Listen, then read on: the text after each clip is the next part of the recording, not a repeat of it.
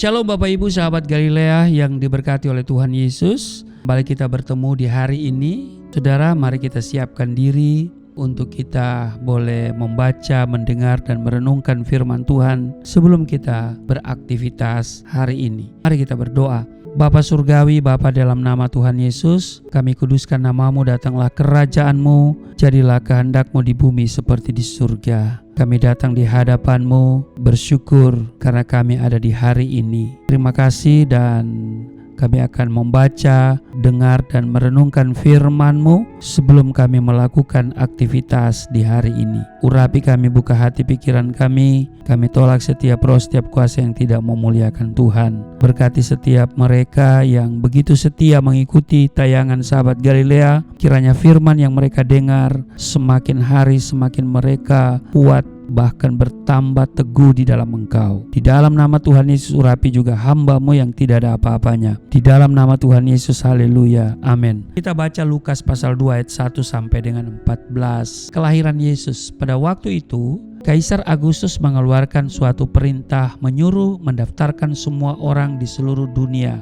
Inilah pendaftaran yang pertama kali diadakan sewaktu Kirenius menjadi wali negeri di Syria. Maka pergilah semua orang mendaftarkan diri masing-masing di kotanya sendiri. Ayat 4, demikian juga Yusuf pergi dari kota Nazaret di Galilea ke Yehuda, ke kota Daud yang bernama Bethlehem, karena ia berasal dari keluarga dan keturunan Daud, supaya didaftarkan bersama-sama dengan Maria tunangannya yang sedang mengandung. Ketika mereka di situ, tibalah waktunya bagi Maria untuk bersalin, dan ia melahirkan seorang anak laki-laki, anaknya yang sulung, lalu dibungkusnya dengan lampin dan dibaringkannya di dalam palungan, karena tidak ada tempat bagi mereka di rumah penginapan. Di daerah itu ada gembala-gembala yang tinggal di padang menjaga kawanan ternak mereka pada waktu malam. Tiba-tiba berdirilah seorang malaikat Tuhan di dekat mereka, dan kemuliaan Tuhan bersinar meliputi mereka, dan mereka sangat ketakutan. Lalu kata malaikat itu kepada mereka, "Jangan takut, sebab sesungguhnya aku memberitakan kepadamu kesukaan besar untuk seluruh bangsa. Hari ini telah lahir bagimu Juru Selamat, yaitu Kristus Tuhan di kota Daud. Dan inilah tandanya bagimu,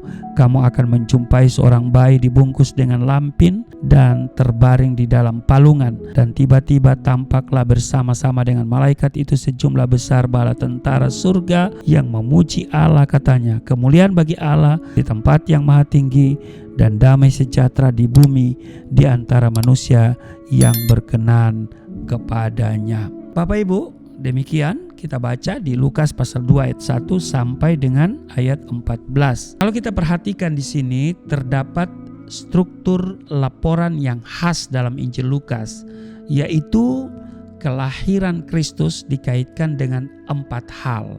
Pertama, sejarah dunia. Itu di ayat 1 sampai ayat 4. Pada waktu itu Kaisar Agustus mengeluarkan suatu perintah menyuruh mendaftarkan semua orang di seluruh dunia.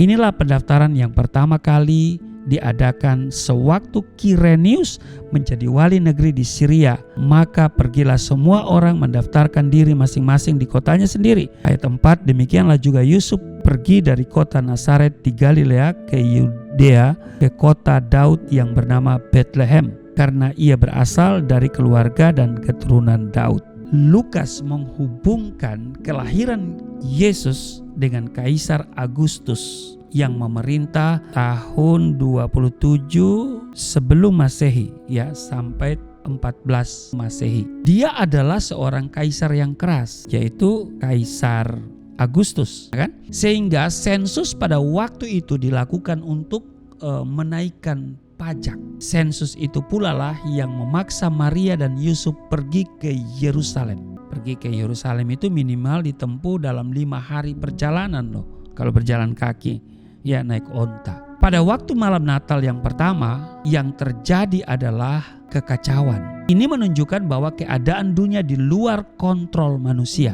Demikian pula dengan berbagai hal yang terjadi hari-hari belakangan ini. ya kan? Kita sudah melewati pandemi COVID-19 ya, kemudian bencana alam dan semua peristiwa alam yang pernah terjadi, bahkan sekarang perang ya. Nah, Saudara, jadi kita tahu bahwa dunia ini ya, kita tidak bisa mengontrol ya apa yang akan terjadi besok, apa yang terjadi minggu depan, bulan depan, tahun depan, kita nggak tahu. Nah, yang kedua, diletakkan dalam palungan. Ini kisah yang ditulis oleh Lukas ini. Di ayat 7 dikatakan, dan ia membaringkan seorang anak laki-laki, anaknya yang sulung, lalu dibungkusnya dengan lampin dan dibaringkan di dalam palungan karena tidak ada tempat bagi mereka di rumah penginapan. Ini menunjukkan bahwa Yesus lahir dalam kondisi yang paling tidak ideal. Allah yang menjelma menjadi manusia memilih terlahir dalam kondisi seperti itu untuk memberi harapan bagi kita. Amin.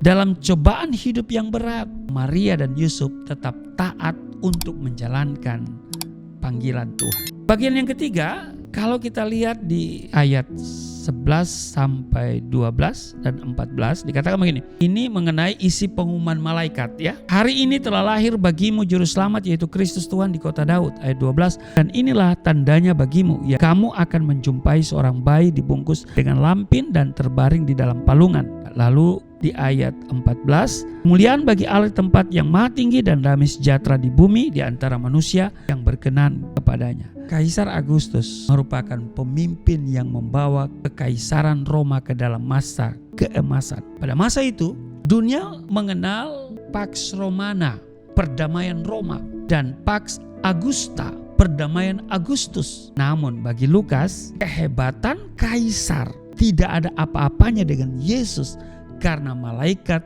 memberitakan damai di bumi. Itu ayat 14. Kemudian bagian yang keempat ini mengenai kunjungan para gembala. Di ayat 15, setelah malaikat-malaikat itu meninggalkan mereka dan kembali ke surga, gembala-gembala itu berkata seorang kepada yang lain, marilah kita pergi ke Bethlehem untuk melihat apa yang terjadi di sana, seperti yang diberitahukan Tuhan kepada kita. Ayat 16, lalu mereka cepat-cepat berangkat dan menjumpai Maria dan Yusuf dan bayi itu yang sedang berbaring di dalam palungan. Ayat 20, maka kembalilah gembala-gembala itu sambil memuji dan memuliakan Allah karena segala sesuatu yang mereka dengar dan mereka lihat semuanya sesuai dengan apa yang dikatakan. Allah memilih para gembala lokal yang status sosialnya sangat rendah sebagai kalangan yang pertama menerima tanda kelahiran Yesus dari malaikat. Ini menunjukkan adanya pengharapan bagi semua manusia, Bapak Ibu. Sekarang pertanyaannya adalah, apa pengharapan yang ada pada Natal? Yang pertama, kita diizinkan Tuhan untuk berada pada situasi yang di luar kontrol kita. Yang kedua, kelahiran Yesus di palungan menyatakan bahwa Allah berpihak pada mereka yang papa, kecil, lemah, dan miskin ya maksudnya. Yang ketiga, damai di bumi dinyatakan bagi orang-orang yang berstatus rendah seperti para gembala. Dan yang keempat, orang yang dianggap paling rendah justru diangkat untuk menjadi pembawa kabar sukacita. Kiranya kita pun dipakai oleh Allah untuk hal yang luar biasa ini, membawa kabar sukacita. Amin. Tuhan Yesus memberkati. Mari kita berdoa. Terima kasih Tuhan untuk hari ini kami diajarkan melalui firman yang kami baca di dalam Lukas pasalnya yang kedua mengenai kelahiran Yesus Kristus. Kami diajarkan bahwa apa yang terjadi di luar kontrol kami, bahwa tidak ada perkara yang mustahil, bahwa Tuhan sanggup mengadakan segala sesuatu bagi kami. Itu sebabnya kami tidak akan berjalan dengan kekuatan kami, dengan kepintaran manusia yang terbatas, tapi kami mau berjalan bersama Tuhan, sehingga banyak hal yang kami bisa alami dan kami akan takjub heran dengan perbuatan Allah yang ajaib. Terima kasih, berkati seluruh sahabat Galilea dimanapun mereka berada dalam seluruh aktivitas di masa libur akhir tahun ini. Tuhan kiranya akan bersama dengan mereka dalam seluruh kegiatan dan Tuhan menyertai dan Tuhan beri perlindungan sempurna. Di dalam nama Tuhan Yesus, haleluya, amin.